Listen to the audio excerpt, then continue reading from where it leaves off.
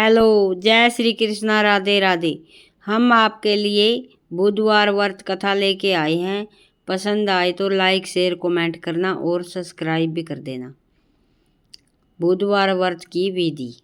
पहले तो बुधवार व्रत की विधि सुनो। यह ग्रह शांति तथा सर्व सुखों की इच्छा रखने वालों को बुधवार का व्रत करना चाहिए। इस व्रत में रात दिन में एक ही बार भोजन करना चाहिए। इस व्रत के समय हरी वस्तुओं का उपयोग करना चाहिए। व्रत के अंत में शंकर जी की पूजा करें। धूप बेल पत्र आदि से करनी चाहिए।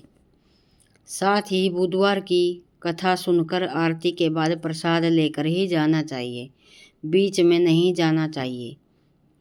अब बुधवार व्रत कथा। एक समय एक व्यक्ति अपनी पत्नी को विदा करवाने के लिए अपनी ससुराल गया। वहाँ पर कुछ दिन रहने के पश्चात सास ससुर से विदा करने के लिए कहा, किंतु सबने कहा कि आज बुधवार का दिन है, आज के दिन गमन नहीं करते। वह व्यक्ति किसी प्रकार न माना और हठधर्मी करके बुधवार के दिन ही पत्नी को विदा कराकर अपने नगर को चल पड़ा। राह में उसकी पत्नी को प्यास लगी तो उसने अपने पति से कहा कि मुझे बहुत जोर से प्यास लगी है। तब वह व्यक्ति लोटा लेकर रथ से उतरकर जल लेने चला गया। जैसे ही वह व्यक्ति पानी लेकर अपनी पत्नी के निकट आया तो वह देखकर आश्चर्य से चकित रह गया कि ठीक अपनी ही जैसी सूरत वाला वैसी ही वेशभूषा में एक व्यक्ति उसकी पत्नी के पास रथ में बैठा हुआ है। उसने क्रोध से कहा कि तू कौन है जो मेरी पत्नी के निकट बैठा हुआ है।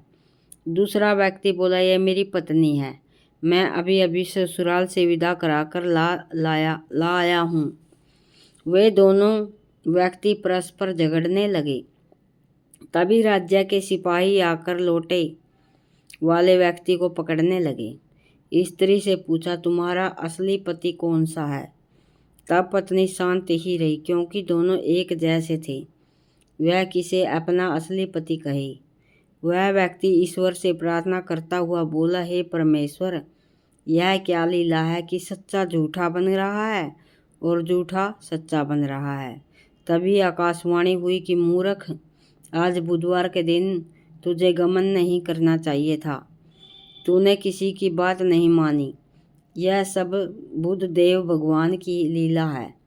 उस व्यक्ति ने बुधदेव से प्रार्थना की और अपनी गलती के लिए क्षमा मांगी।